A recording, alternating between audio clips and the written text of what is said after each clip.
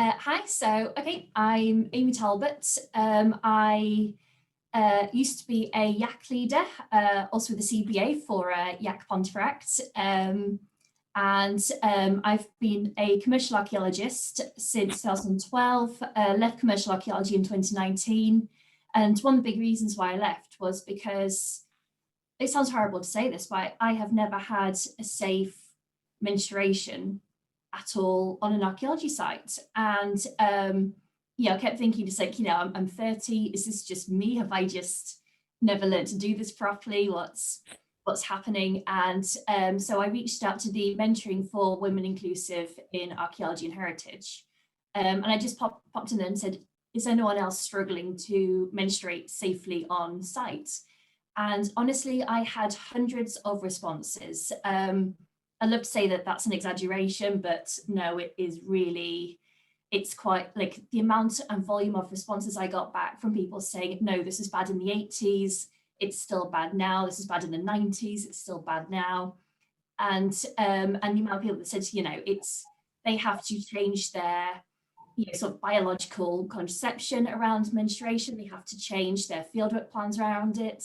And it was just, this isn't okay. How can we as a community in archaeology, whether it's for commercial, community, academic, voluntary, whatever, move forward in terms of equality and diversity when, at least half the labour force can't use the toilets? It's quite bad. So I set up Seeing Red. I just like a note here to say that Seeing Red wouldn't have come about, and it would have stayed an angry shower thought if it hadn't been for the work of Theresa O'Mahony, who unfortunately passed away in 2019.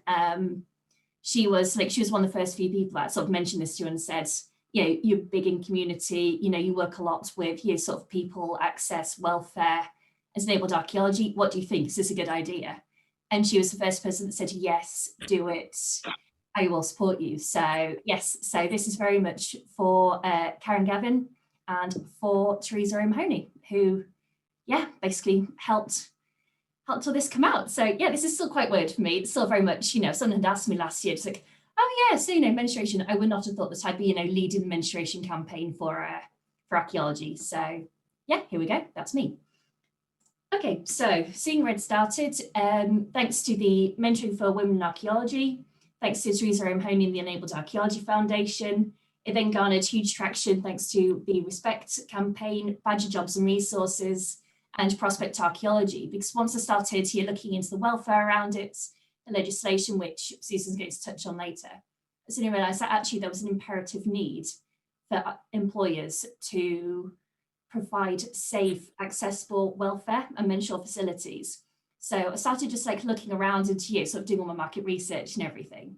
And essentially, one of the big things that came up was the fact that it needs to be grassroots. The only way that we can change this is from the ground up. Like I say, I worked in commercial archaeology for years. I've also volunteered quite a lot with the CBA and done other bits and bobs of community archaeology.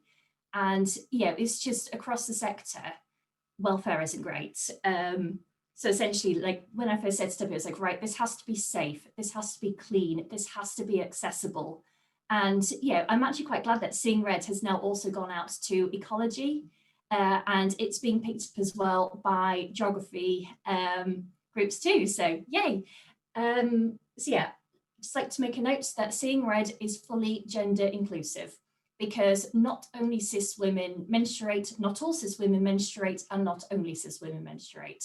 Especially when working in sort of a voluntary capacity, you may have all sorts of people with any identities on there, and therefore it is safe just to assume that these toilets have to be menstrual accessible for all of them.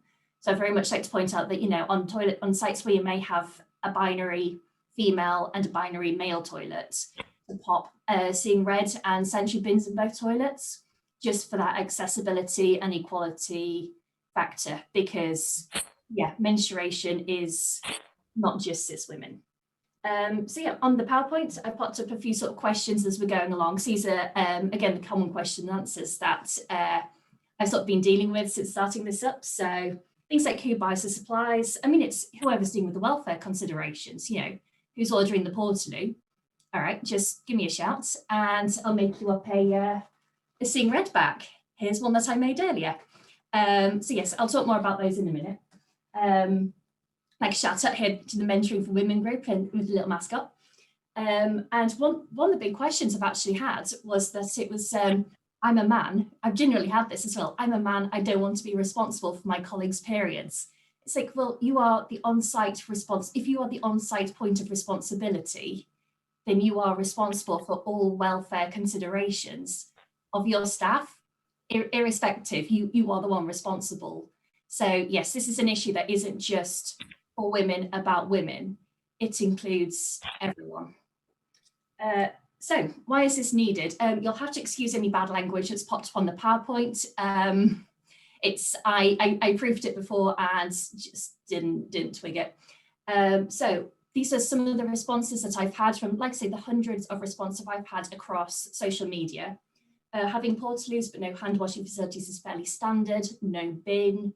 Friend of mine had to go on the pill, even though it made her really poorly because she was terrified of having periods on site.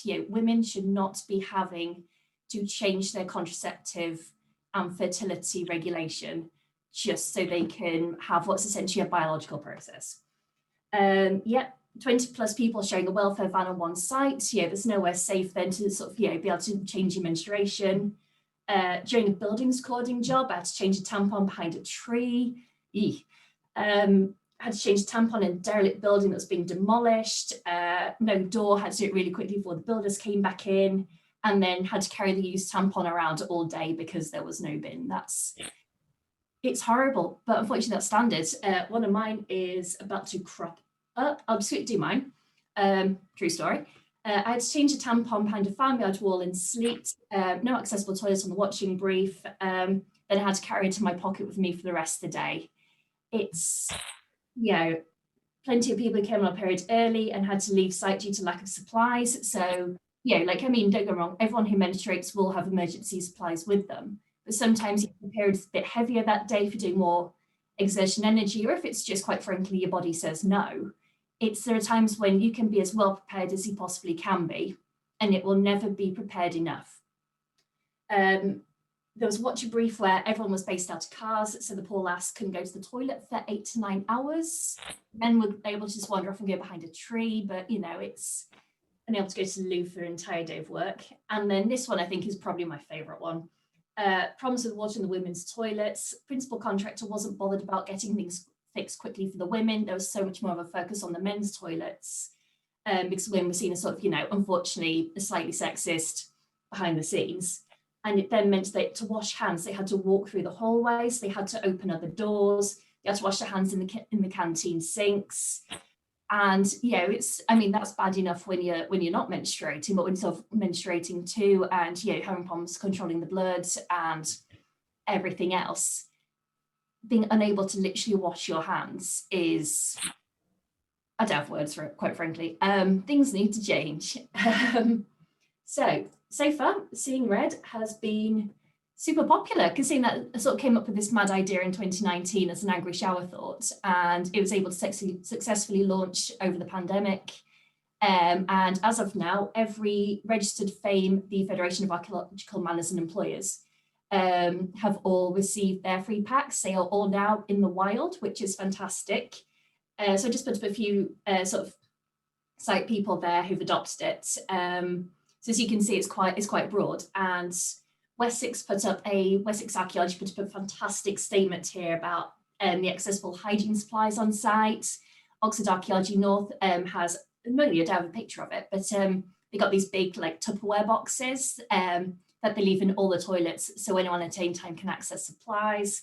And I quite like the Wardell Armstrong example down here with these really sweet little bins to put the supplies in. So yeah, it's been great to see how wonderfully it's been adopted across the board. I've also had countless other individuals getting in contact with me about, can I have one of these? Can we top these up? And it's just like, yes, you can. Because one of the things I want to do is, if it becomes the norm, then that means that this generation of archaeologists, if it's the norm, it will then be adopted going forward. Because then as soon as you go onto a site where it's not the norm, someone's going to raise it, someone's going to mention it. So that's the game plan. Historic England as well has been a massive supporter from the beginning, and they've currently rolled out Seeing Red across their archaeological dig sites and offices too. So yay! So the period packs. Here's one I made earlier. So essentially with these, they're just small packs. Yeah, you can easily fit in a rucksack. They're little and squishy. I recommend using the PVC wipeable bags. I'm trying to make Seeing Red more sustainable.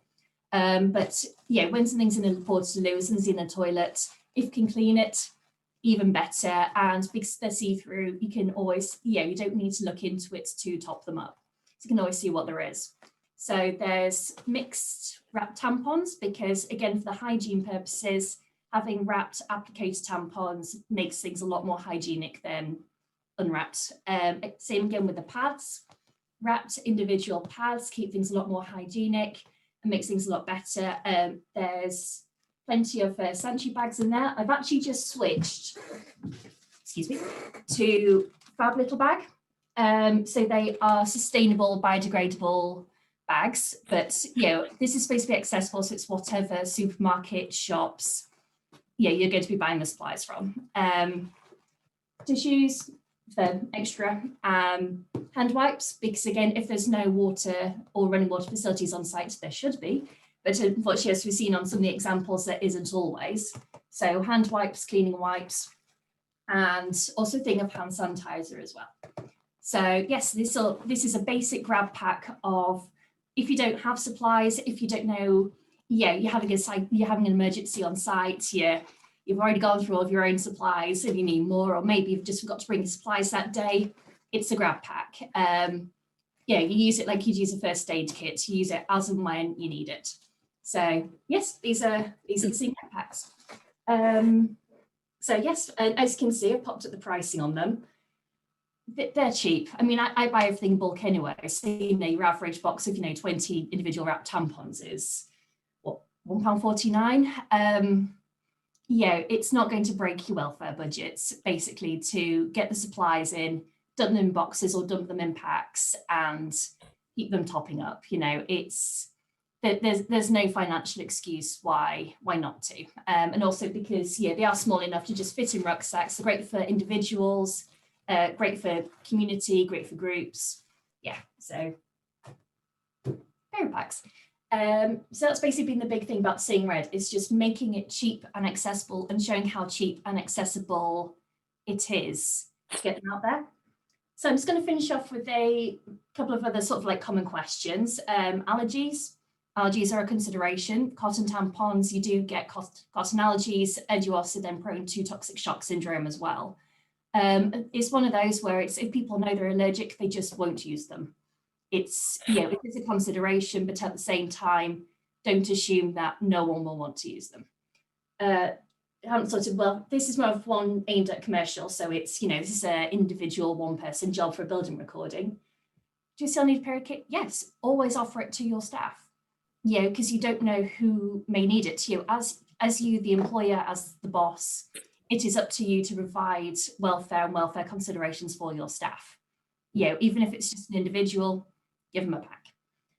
What are my colleagues that use tampons or pads? Well, it is up to the individual as to how they manage their period and their choice of supplies.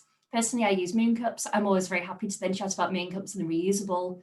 Ironically, since I became a moon cup user, I've now spent more on tampons than I have done on myself. So, but yes, it is up to the individual. It's there. The welfare pack's there to support your staff. If you're working far away from the site compound, take your staff to the toilet. Again, simple. People shouldn't be struggling without toilets.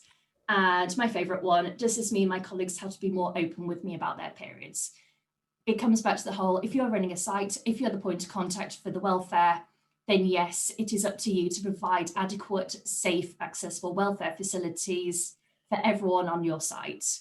People are going to be as open with you as they want to be or feel comfortable, but at the same time, if you're squeamish about dealing with people's welfare, you probably shouldn't be running a site. I'm going to hand over now to Susan, who's going to chat more about the legislation and the actual welfare and waste disposal stuff. So I'll be around at the end if anyone has any questions, but yeah, just a huge thank you for having me on, and I'll stop sharing and hand over to Susan.